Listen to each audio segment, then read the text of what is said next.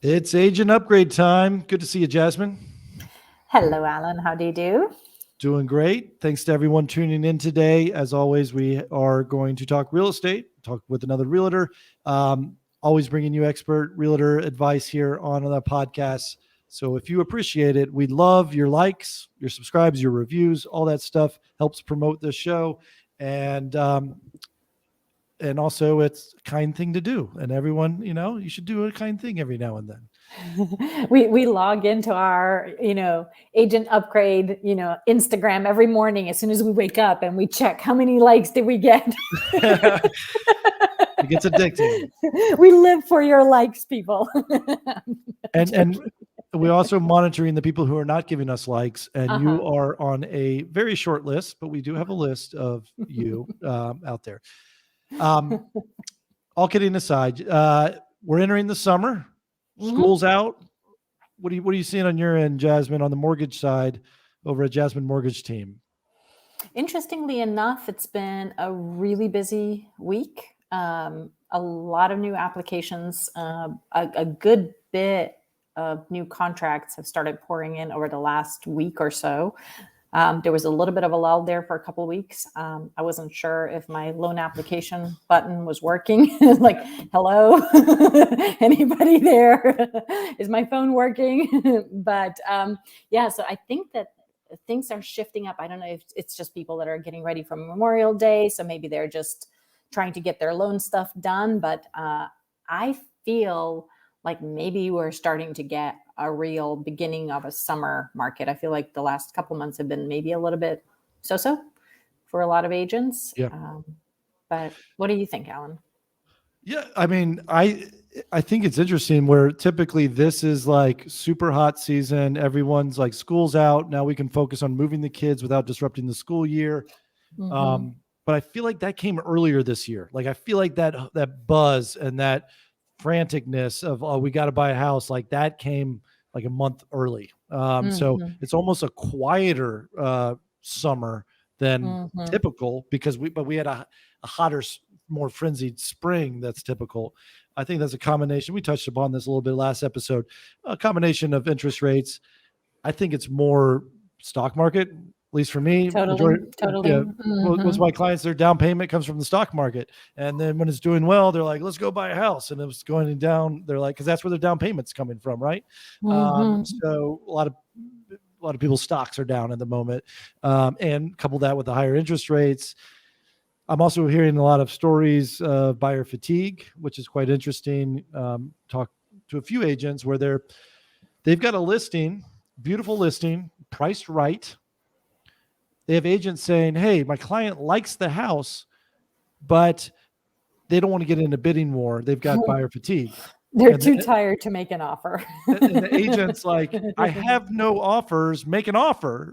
But he's got multiple agents saying, my clients like the house, but they're too exhausted to make an offer. So and then you, what do you say to your clients? Like, do you say, "Hey guys, the frenzy's over"? No, because there are some houses that still get 20 offers, right? And then there's some houses that, why does this not have 20 offers? And clients love it, but they're just too exhausted to make offers. So it's a weird time. I get it. It's stressful for clients, which makes things stressful for agents. And that's the nature of our business. It's different every day. But I think what's important for us to keep reminding our clients of this is that, the stock market is down, crypto, a lot of the crypto down, coins are way down, but real estate is still stable-ish, right? Yeah. And so it's a good time to shift money into real estate. And you could also create a sense of urgency with your clients by saying like, "Hey, we don't know where the stock market is going. You may have 0 Bitcoins left next week. Like, why don't you invest some of this money into real estate? We know that this house is going to be here." You could create urgency with clients by using the instability in the market and saying, "Look, it's really, really stable." I mean, even here, like I'm in Serbia right now, where my family is from, and Ukraine is only a couple countries away. So there is a lot of people moving to Serbia now from both Russia and Ukraine.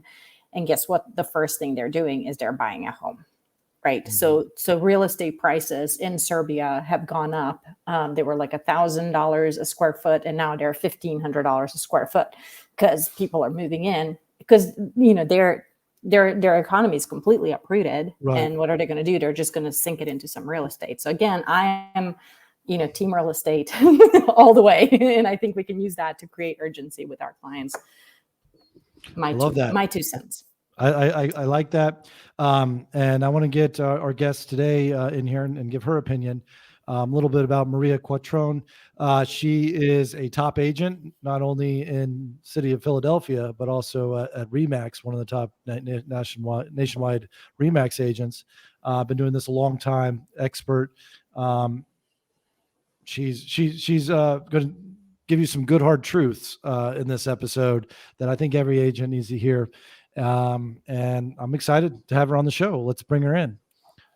Maria, thanks for joining us. Great to see you. Good. Nice. Happy Memorial Weekend. Yes, likewise to you. What do you seeing now? Is things slower in Philadelphia than you would expect going into Memorial Day weekend, or the same? It definitely is not a normal May or April. In fact, I think first quarter probably market wide is probably down about 20%. I think that's I thought in the beginning it had a lot to do with COVID because so many people were out January, February, parts of March. So if you got COVID, you can't show houses, you can't sell a house, and you can't see a house. And the same thing for the sellers, right? They can't show it if they're sick. So yeah, it's definitely been an interesting ride the last 6 months. So what are you doing things differently? Or are you just doing, how do you overcome a downturn like that? Or for us, a couple things. One, I tightened up the spend so that, we're not caught in a bad position. I think that's important to look at your finances, make sure that you're not spending money that you don't need to spend at this point in time. Tighten it up and utilize your resources better, right? So we have about 15,000 people in our follow-up boss, which is only from like the last 3 years. We started using it. So we've accumulated that many opportunities in that amount of time. And we talk to them. We call them. They get videos from me every week. They get info about the community or aspirational, inspirational, or sometimes market updates I send. But most of the time, I'd say 80% of the time, it's non-real estate related. So when people come in, they may not work with me personally, but with one of our agents, and they'll say, "Hi, Maria." And then I know that they know me from the video, and they'll say, "I watch your videos." We could see if they open them or not. But a lot of people open them. And so over time, we've created that mind share in the consumer. So we have calls, most days we get calls for somebody who wants to list a property. So we also do commercial real estate. So I think commercial real estate right now is a great opportunity if you're in that part of the industry. We do development deals where we'll have a property that is right for a development, whether it's multifamily or single family, ground up new construction. And that property, like right now, we have a school for sale for $2 million. And that can be eventually, after zoning, a pretty big project, with either townhouses or apartments. So we'll sell things like that, which is fun. I like those deals. Yeah. You got to be able to zig and zag. Yeah, right, exactly. And I think you're tightening up expenses, which is smart, but I think some people make the fatal mistake of like, let's in the downtime cut out all marketing when absolutely you should do the opposite. You should. That's when you do more marketing. Yeah. You in this type of market, you cannot outspend a market that we're in. So it's a tough. It's gonna be a rude awakening for a lot of people, because a lot of agents who have not been in the business for very, very long are maybe not as skilled as they need to be to ask the right questions, It's not just about putting a house on the market and selling with 20 offers. You have to get skilled at being able to manage a listing and hold that listing in your inventory for 60, 90, 120 days, or ever long it's going to be, because we will be eventually moving in that direction. And you can already see it. Not everything has 20 offers anymore. You can see price adjustments happening. I'm not saying in most marketplaces, excuse me, anyway, you see that happening. So Yeah, no, I think that's good. And I'm with you. Like, it's a lot of times it might sound like that when we're talking about newer agents as just being like inexperienced, but it's that's what we're discussing is the experience. We've all been through hot markets, we've all been through down markets, and it's, hey, you keep doing marketing. I like how you're doing the videos. That doesn't cost money, right? Sure, Follow Up Boss, the software system does, but everyone should have invested in some sort of CRM system. And you're just consistent about it. And to me, it's the ones who can. It's very difficult to survive extreme markets in either way. Very extreme hot market, like we're in now, where like it's hard to get a buyer under contract, and it's also difficult to survive through a down market where no one's buying anything, and so you have a bunch of listings but none of them sell, right? So it's sharpening your pencils and yeah, not about how many listings you take, it's about how many price adjustments you can get. Yeah, right before they're like take it off the market or switch realtors, right? Let's get some price adjustments, and don't wait too long. Yeah. Right. That's like basics 101. I think some people lot of haven't been around a long time. They may not even know about that one. Exactly, Jasmine. Exactly. That's the You point. mean I have to cut my price? What? We're supposed to go over asking, not under asking. No, I think the market's caught up to itself. Mm-hmm. So let's talk to those maybe newer agents or inexperienced agents who are listening because they want to learn and they don't want to be caught unprepared. What sort of advice do you give maybe new agents joining your team, or just in general thinking about getting their license, or maybe how to survive if you don't have a lot of buyers or listings right now? Well, first of all, I think in this current environment and the way that the world works these days, joining a team is always a great idea. Mm-hmm. You're able to plug into a system at our company where you can literally get the training that you need and then plug into what we've already created. And I call it plug and play. So the people in the database already know who we are. It's just a matter of when are they ready to pull the trigger, whether that's going to be buying or selling. On that call, follow up and just calling them saying, hey, I know you reached out to us a year ago, calling to see if I can be a resource for you. How can I help you? Simple. It's a very simple. Getting scripted, understanding what client objections are, what things that you need to overcome with people at this point in the market. Oh my God, am I going to be overspending now? The rate's up. I can't afford the type of house that I wanted. You got to be able to overcome these things. One thing with first-time buyers is that they're renting. So if the rate's 7%, it doesn't really matter. The rate is 100% if you're renting, right? That's correct. The rate's 100% if you're renting.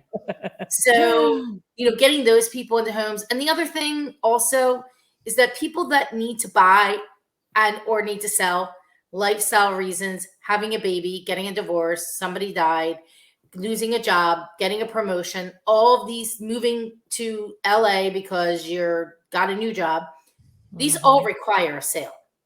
So it's not going to be like, oh, well, the rates are 3%. Let's go buy that house. That's, people are always buying houses regardless of interest rates. Always are going to buy houses. 100%. So being able to navigate that and also letting people know who the expert in the market is, right? And talking to people, that's why I have a podcast and I'm on your podcast, right? We want to, content. Yeah. What is your podcast for? What this real homeowners? estate? It's actually, it's called Be the Solution. Nice. And it came out of the pandemic. And so I said, well, what can we name it? And then I was thinking, and I said, well, we are a solution.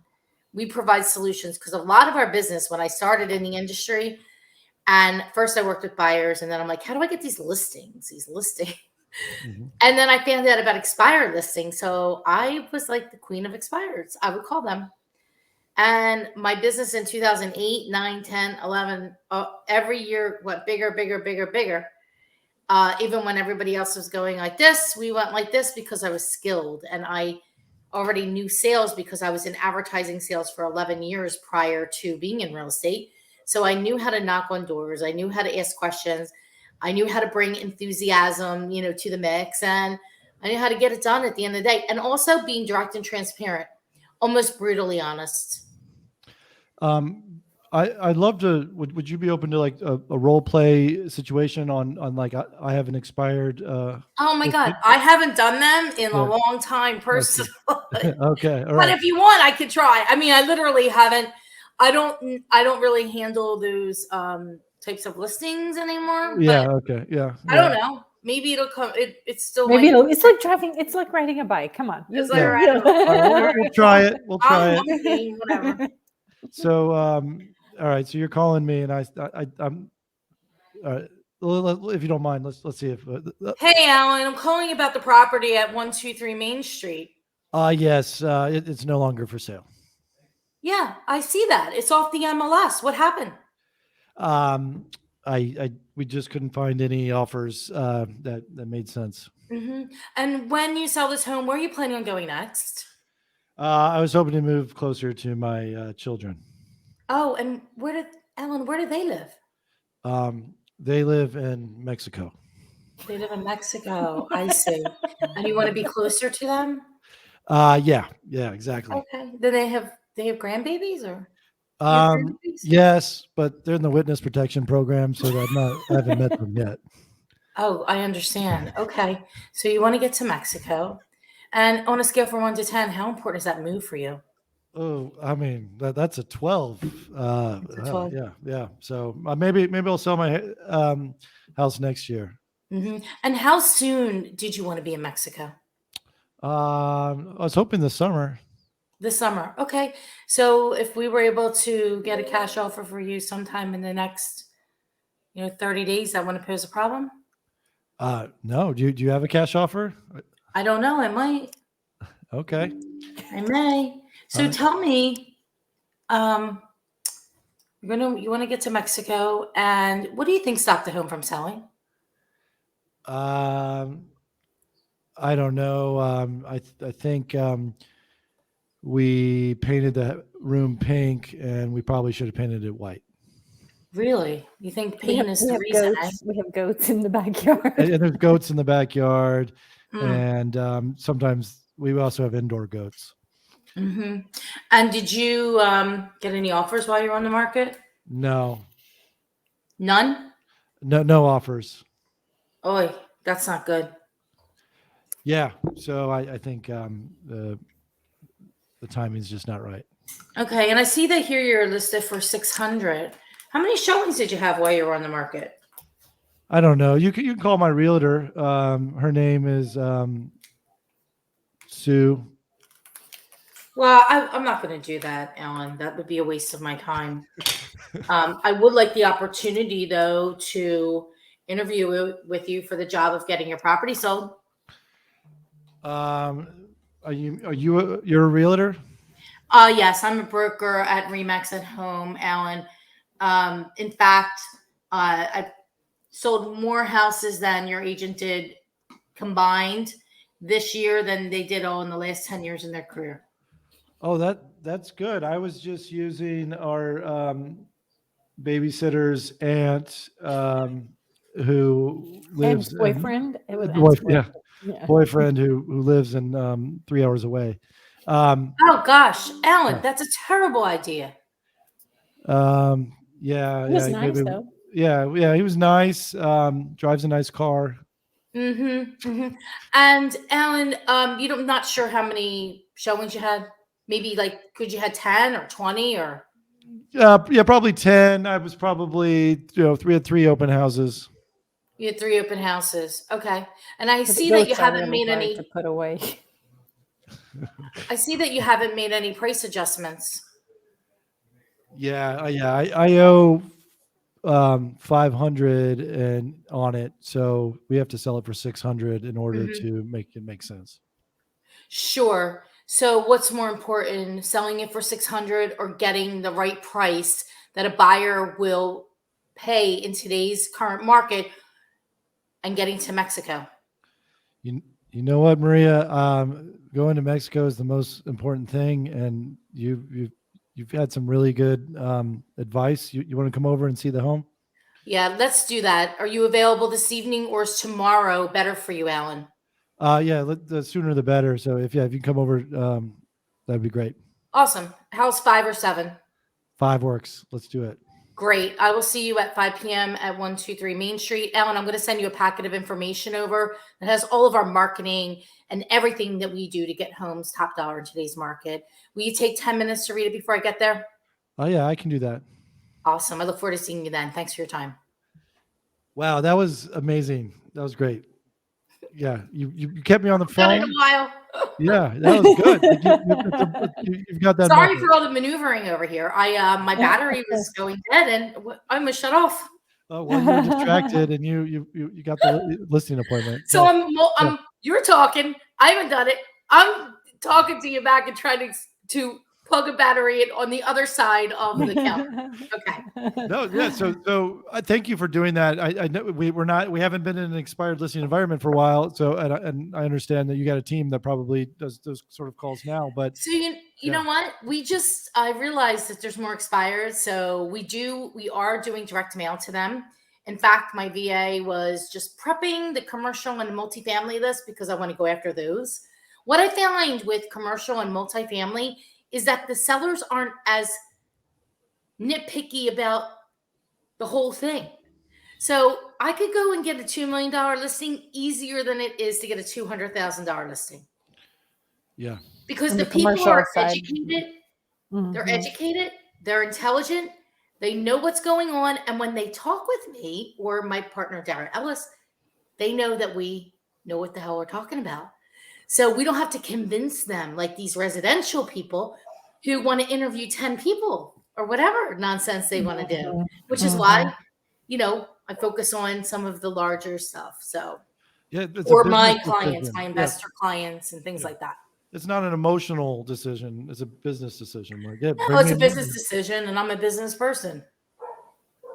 Right. No, I love that. That's great. And so, how do you answer this? Well, I think you're good at answering everything, but so I do residential and commercial, and I find myself like, who I'm talking to. Like, like if I say I'm residential commercial, I feel like the residential people are like, oh, that's cool. But if I say that to someone who's commercial, they're like, oh, I only want to talk to someone who only does commercial. Do you ever come across those sort of situations? We No, do resi-mercial. resi commercial. I love that. We do Yeah, resi-mercial. So, a lot of the stuff here, if it's too small, like 1 million or 2 million, a lot of the commercial brokers don't want to do it. right. Because it's the same amount So of work as a $20 million property, similar to honestly, like in the residential side, a house that's $75,000 is way more work than a house that's $500,000. A lot of times, you're dealing with different financing, different concerns. Everything on the inspection report is very important to both sides because every dollar could make or break a deal. And you're working so hard and you get a smaller commission because it's a smaller deal. So, yeah, I see that happen on the commercial side as well. sure. Yeah. So you were born and raised in Philadelphia? Yes, born and raised Philadelphian. Okay. I would imagine that helps to kind of tap into your network. You've had a lifelong network in Philadelphia. If someone was like sort of moving to a new town, whether it's Philadelphia or another city, what are some ways that sort of new agent, fresh face can kind of make waves, make an impact, start earning business? What sort of recommendation do you give? Brand new person moving to Philly, never Yeah. sold anything. I say number one, get acquainted with the neighborhoods. Yeah. Get acquainted with the neighborhoods, join groups, join things that you love, do things that you love, whether it's tennis or I don't know, pickleball people play now, and or knitting groups or join Facebook groups, get involved in the community. I would say also learn how to work expired or for sale by owner listings. You could be in any market. I could walk in probably to, I don't know, any market and call expires and get business. Yeah. Right. Right. I love that. It's just a skill, and you hone it over time. Um, I called one for sale by owner in my life, so I've never done the expired of the for sales, but I understand it works. It's just I had a really negative effect on my first for sale by owner. I called because the neighbor called me and said, "Alan, this house hasn't sold in like whatever over a year, and the yard's overgrown. It looks rough, and they've got it for sale by owner. Will you call and just see if you can sell it? Because obviously I want a nice house next door." And so I called, and maybe I should not have mentioned that, but I said, "Oh, hey, I'm a realtor in the neighborhood. A neighbor asked me to reach out to you to see if you needed help selling." And she chewed me out and saying that she didn't need any help. She knew what I was doing. So that was the end of that for you. Well, Done. I didn't even. So it turned racial. Like she assumed my identity. I didn't know her identity, but she was accurate on her assumptions. I don't want any white boy calling me about my house. And I was like, okay, no problem. Just thought I'd help. And this next thing I know, she's calling my broker, and she's like, she's like threatened my broker to write like these ethics complaints against the realtor board. And I was like, oh my God, that spiraled out of control. And also I see why their house hasn't sold. Like, who knows sort of the mental state of the seller. But I was like, okay, maybe I'll focus on other areas to generate. Maybe I'm better at something else. That's funny. But I don't know. Do you have any wild stories like that? Any sort of things? Wild stories. I mean, people call all the time yelling. I mean, not like now as much, but back in the day, oh my God, people would call, stop calling. I'm calling this one. I'm calling that. Yeah. Whatever. Yeah. I don't care. Yeah. I think it takes tough skin, and I think it's a numbers game. Like you seem like someone that has that approach where it's like, hey, if you've probably figured out if I do 50 calls, I'm going to get one listing, whether it's for sale by owner or expired, or 20 calls or 100. Like you seem very data driven. And to me, like every no means you're one step closer to that. That's right. Yeah. Absolutely. If you do the work, it works. Yeah. Yeah. Yeah. Work works. Yeah. Work works. Yeah, for sure. I have an idea, like something that you mentioned earlier in when you were talking about how when the market gets tough, that it's a good idea to join a team. And I think that there is a couple different thoughts that I had about that, and I wanted to see what you guys think. But I feel like joining a team is good, just like for if you're a newer agent, it's really good for moral support, and also like maybe you just don't know how to get your own business. So like having somebody that has a database of 15,000 people they can market to and then hand you a lead or 2 or 5, right? So that would, if you're a newer agent, it's a good idea. But I also find on the other side of things, as a team lead, as a leader, it's actually a good time to also get new people to work for you, because I find that when I have more people working for me, I buckle down that much harder. Like I don't allow myself to wallow in the market is tough, this is hard. Like I'm like, Amy's got kids, Ariel's got kids, Miranda's got a 2-year-old baby. Like I'm like, we all got babies to feed, and we're going to work really hard, and we're going to buckle down. And so like the team support of it helps me as a team leader to go out and get more business. And I don't know what you guys think about that idea of just like kind of finding not only just the moral support, but also sort of like, strength in numbers sort of an approach to the shifting market? Well, I mean, a couple things. One, I have business for 100 agents. So I could have 100 agents and still have not enough people because we have so many leads. Because I drive so much business from the branding that I've done over the last 2 decades. So I also think, Jasmine, that a seasoned agent should be on a team. And here's why. Being on with a team, you can pool your resources. That's why the compensation is different, right? So you're paying so that the team leader, the owner, can then take the money and spend it here, spend it there, provide the systems and resources that you would be unable to do on your own because it costs so expensive. I mean, our monthly spend is 6 figures between salaries, marketing, BS, this, that, and the other. So no agent people can't do that.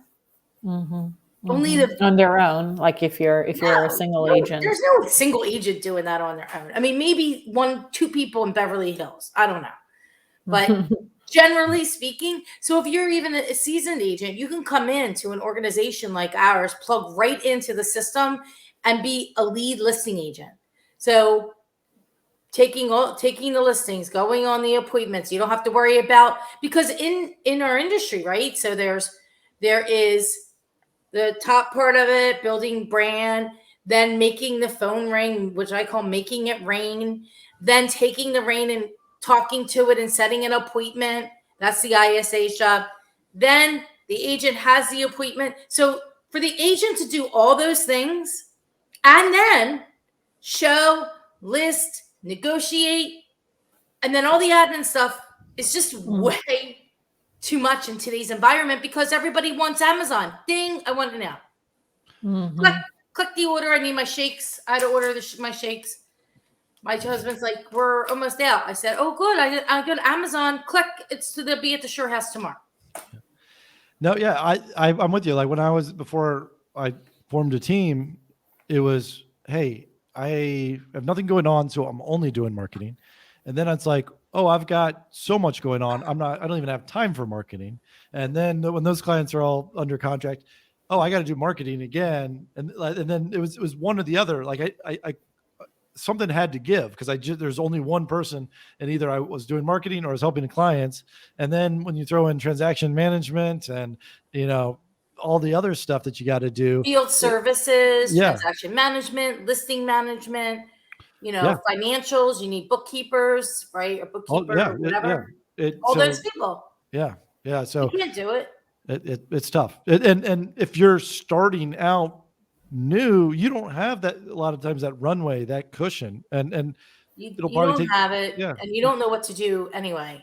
And even if you get a under contract on day one of you having a license, you're not going to get paid for 30 days, kind of thing either. So when I entered the industry, I literally I was like, this is the most fucked up industry. I don't want to say F, but you can edit that out if you need to. I've ever been in. Add in more. Yeah. I've ever seen in my life. How can one person do 7 jobs? There's 7 jobs on the real estate transaction on my side, not including the mortgage, the title, the insurance, the home inspection, all this BS. There's 7 different positions. I'm only good at like 1 or 2 things. And it's not contracts. That's for sure. That is not my specialty. Yeah, like most salespeople. Yeah. Most salespeople are not good at contracts. Huh? No. Yeah. No. Yeah. So most good salespeople. For immediately, I had an assistant on in a month in. Not a month, maybe 2 months because I had to find the person. But I made a decision a month in. I had to get somebody. I couldn't handle the paperwork. Back then too, I don't think either of you were in the business yet, but we had triplicates. So you had to take the paper all apart and then put it in piles, 3 piles, one for the other side, one for us, and one for the consumer. Yeah. And then they were all like, they were like bundling up together, folding over. Oh, I couldn't handle it. I said, I have to do this. I can't do this. I can't handle it. Couldn't handle the papers. So You mentioned you have a virtual assistant. Can you walk us through sort of the tasks that you have this virtual assistant handling? And if you guys don't know, listening, I get this advice a lot in the real estate world, at least on the real estate investing side, having virtual assistants. Philippines is a very popular location for virtual assistants. $3, $5 an hour. They can make calls on your behalf, emails, a lot of everything that's not boots on the ground. Do you mind kind of sharing where you're Sure. sourcing your VAs and the tasks that you've Yeah, given them? we use Spear Rocket, and we just start working with them like maybe a month ago. But we've had other VAs in the past. In right now, we have a VA that's going to be doing listing coordination with our production manager. So she's kind of like her assistant. And then we have another one who's doing pulling expired listing data and compiling all that information. She's doing posting on social and like some other tasks that are more, admin stuff like looking up.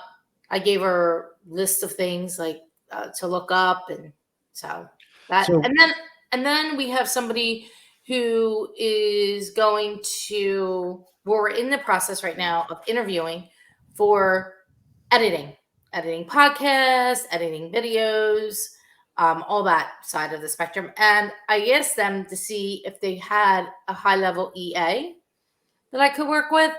So I'm waiting to hear back on that. But EA What's being EA? executive assistant, right? yes, Yep. yes. Yeah. And yeah, That so could yeah, over- yeah, I've used a variety of VAs. Usually it's one-off task here and there, but recently I've hired one to do the same editing that you've mentioned. They'll edit this Agent Upgrade podcast, chop it up, put it on social media, things like that. And when you said listing coordination, that's sort of like scheduling the photographer and the super lock boxes and things like that. Yeah, like posting things to social, making flyers. Yeah. Yeah, I don't know. Lisa's got like a list this long of things. Yeah. I mean, one of the exercises that I sometimes recommend to people is like, like you said, we've got at least seven jobs being a realtor. I like to tell them, write down all the stuff you hate on one side of the paper, all the stuff that you love on the other side. Get a VA for everything that you hate, and as much as you can. There you go. Yeah, and then every day is so enjoyable. You're just working on the stuff that you enjoy, and you're going to kill it, right? But that's tough for some newbies, right? Because $385 is not a lot of money, but it is if you have zero money coming in. So that's a tough balance, and another reason I think joining a team and maybe as a newbie or someone where I think it's really hard to go at this by yourself, and it's lonely. Honestly, yeah, that's true. it's kind of lonely. And Especially if you're on vacation, that's when things really get tight as a realtor and you're running solo. You're like, you're screwed. Yeah. Unless you have a good coworker that you guys can train. And no, look, there's some agents solo that are great. They do a great job and they love doing all the little pieces of it. I just never did and didn't believe in it personally. So this is my bias. And I would assume, like, if someone's listening to this and be like, "This is me to the T. I want to join a team." I'll say this: like, I would love it if any agent reaches out to me and says, "I want to join a team." I can't tell you at that time whether it's a good fit, but a lot of times I just don't have time to put up a posting or even call people saying, "Come join my team." So I assume you work the same way. Like, if someone wants to join a team in Philadelphia, you would welcome that phone call at any time saying, "Hey, let's chat." Yeah, we interview every week for people. Yeah. Every week. We also have a scholarship program, so we do that. It's just kind of cool. Let's talk about that. Yeah, I want to hear about your scholarship program. I saw on your website it's got a focus for women and minorities. Yeah. So it's parealestatescholarship.com. And yeah, we had about 1,200 people since we started 6 months ago apply for the scholarship. And then they have to do 7 videos. They're like 1 minute each. It's all about them, the questions, so not very hard to answer.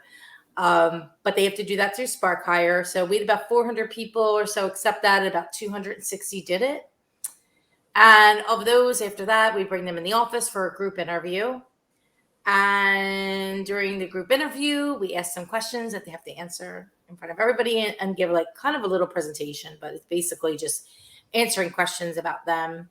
And after that, we decide as a group who gets to move to the next step. And then we bring the students through the Pennsylvania real estate classes and mentor them during that time. And then they get the tests, they pass. They come into our Rise in Real Estate boot camp, which is for 2 weeks at our office. And by the end of that, they know how to set appointments, write offers, do a buyer strategy session, show homes, the basic scripts that they need, how to use Follow Up Boss, how to use Follow Up Boss support at MQA, what that means. And yeah, so the idea is for them to have appointments set up for their third week, which would be their first full week in real estate, and hit the ground running. I love it. That's amazing. Agreed. I think that the best agents are going to be the agents that can hit the phone, learn how to set appointments, and put them in an environment where there is a lot of appointments to set. I love it. And it's really cool because they call the database and everybody, the people they're not like, who's this? They're like, oh, Maria Quattrone. Yeah, we know. I mean, I've had signs on the street in Philly for 18 years. So people have seen my name. I'm not saying everybody has, but a lot of people. And we do billboards. We do them off and on. We were just on for January to May. We're off right now. Probably go back on in the fall. What kind of billboards do you guys do? Like We Buy Ugly Houses or? No, it actually says PARealEstateScholarship.com. Oh, cool. Yep. That's awesome. I love it. Yeah, people will see the billboard and then, just other things that we've done and being in the community. And yeah, so I love that. Yeah, I think that's great. That great way to bring new people into the business too. I feel like a lot of real estate, the real estate community is aging. Sure. We need to bring in. It'll always be that. We're getting older every day. Yeah, we gotta bring in some new blood and some new kids.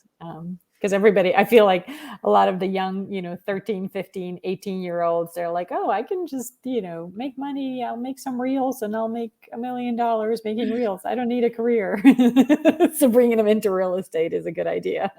Yeah, I don't know where you can make the kind of money you make in real estate, Well, you have to be very you have to be very self-motivated though. Like, I mean, you can also just be a wallflower and really not make a lot of, friends or clients or income, but, so I think that's why, like, borrowing somebody else's confidence when things are tough or the market is shifting, like going with people, being around people that have been through all kinds of markets can be super helpful.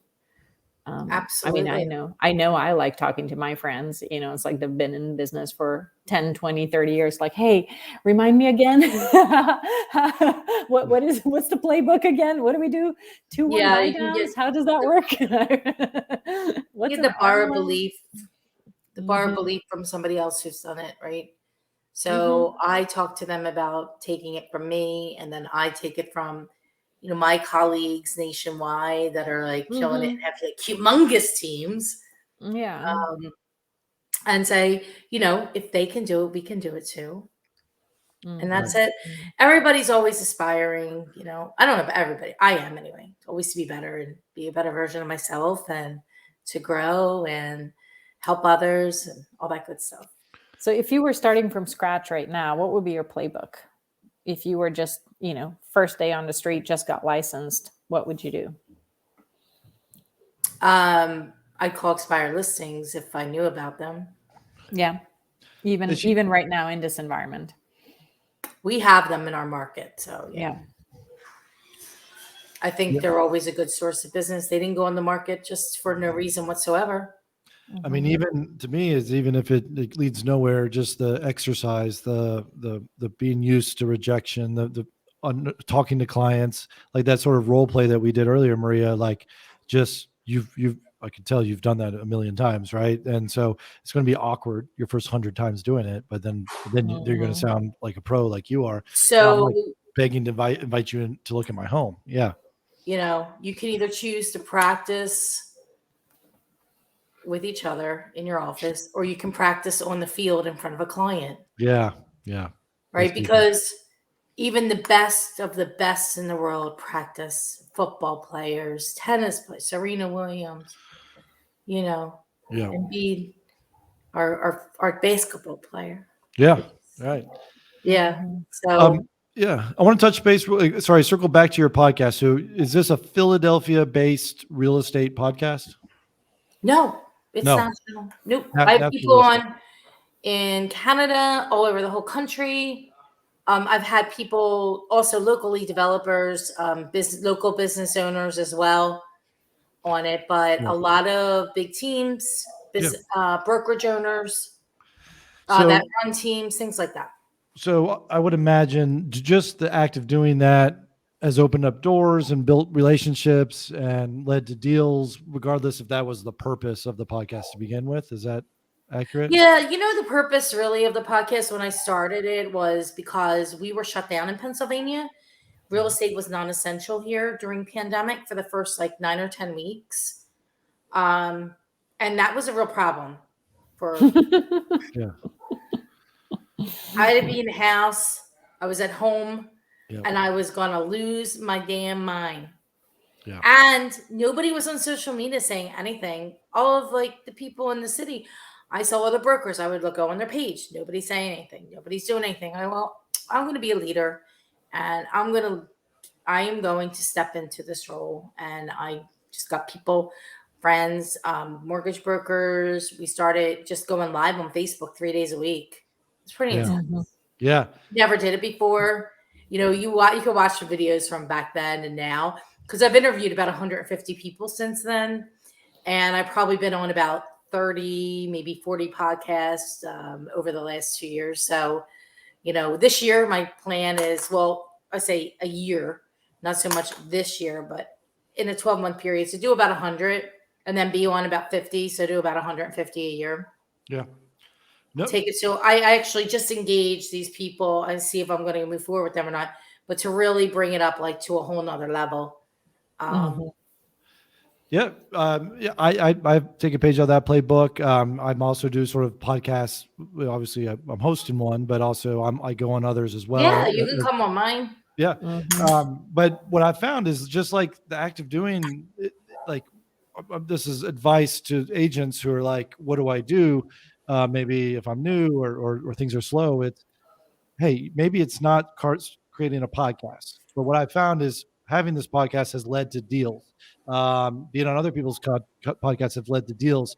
And it's like a year later. Hey, Alan, I'm moving to Atlanta. I heard you on this podcast a year ago on so-and-so's, right? Or something like that. And it's just, I that's not why I did the podcast. I was trying to sell a few books, but it led to I made more money on that deal than I did all my books combined, right? You have a book? You have a lot to say, Alan. But what I'm saying is people might be like, I don't want to host a podcast. Why would I be on a podcast? But you could just shorten that. Do a TikTok. Do a 3-minute TikTok with a business owner, or by yourself walking down the new coffee shop, or Instagram live like you did, Maria, the Facebook lives. It doesn't have to be an official edited, polished podcast to get results. It's the do work, the consistency, try new things. All that will add up, and it's just over time they all sort of accumulate into earning you business. Yeah, we did a podcast a couple years ago.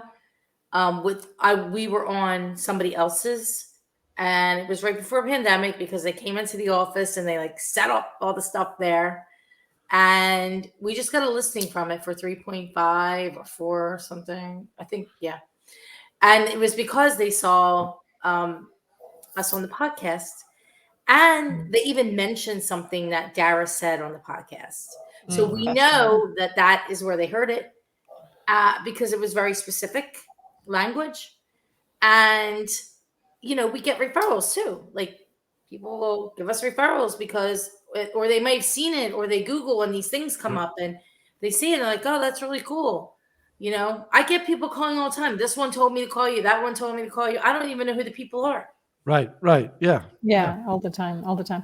I Right? think one of our agents, he'll just, what I thought is pretty nice. He'll just do a Instagram live, and then he'll just say, "Hey, if you want to come on, just join." And so he'll just be, Friday afternoon commute, and he's on live, and people are just randomly joining him, sitting in traffic or sitting at a coffee shop or whatever, and just like, "Hey, what's going on in your world?" And it all comes around to real estate, but it's not like this big production. He's just like, hey, he's going live, and he just, as people are joining, he's like, "Hey, Mark, you wanna join the live?"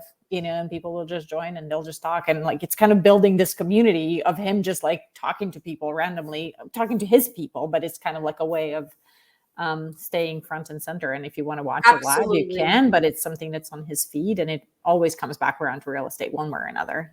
People just come So- on and ask questions, or it's not very structured, but I'm like, that's a pretty nice way of just hanging out with your people and Yeah. whatever. Absolutely, Jasmine. I mean, you can do that. I was even thinking of starting just to go live every day and giving like some type of advice or something, whatever. Mhm. I have a lot of things, a lot of topics I can talk about, whether real estate related or inspirational. And so, Mhm. I'm a little bit challenged with some marketing things I want to get done right now because I don't have enough, there's not the capacity. So I'm like, okay, maybe I should just go live and stop worrying about this whole MailChimp, mini JPEG, Facebook, the thing post it Yeah, now. I don't have it. I can't do it. So just go live. sure person. So my husband and I were in the car, or no, we were on a walk this morning. And I'm like, maybe I'll just go live. So today, this afternoon, before 5, I'm going to go live and I'm going to talk about what's been on the topic this week, fear. Feel the fear and do it anyway. Because the difference is the people that become successful in this world feel the fear and do it anyway because we all have fear. Yeah, I agree. That's For a human sure. emotion, and it's part of everything you do. And so overcoming it, facing it, best way to the hardest thing to do is to face it, but it's also you get the best results by, looking it straight in the face and facing your fears for sure. Awesome. And Um, being around a lot of fearless people. Yeah. So that you can egg each other on and do good stuff. You're the average of the 5 people you spend the most time with. So if you're surrounded by fearless people, then yeah, to They'll fit in, kinda, you got to be fearless as well. yeah, you can't be a wimp.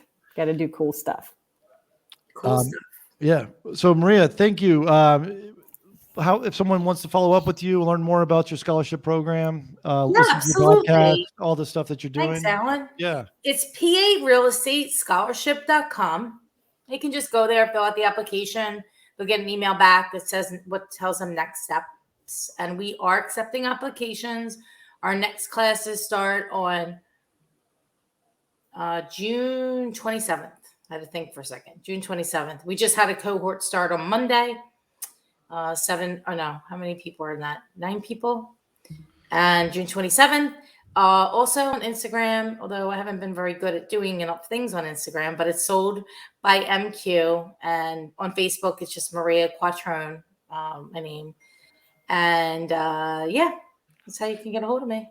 Awesome. I just went to your website as you were saying that. Now I've got a couple follow-up questions. One, Barbara Corcoran's preferred Philadelphia agent. How did that happen?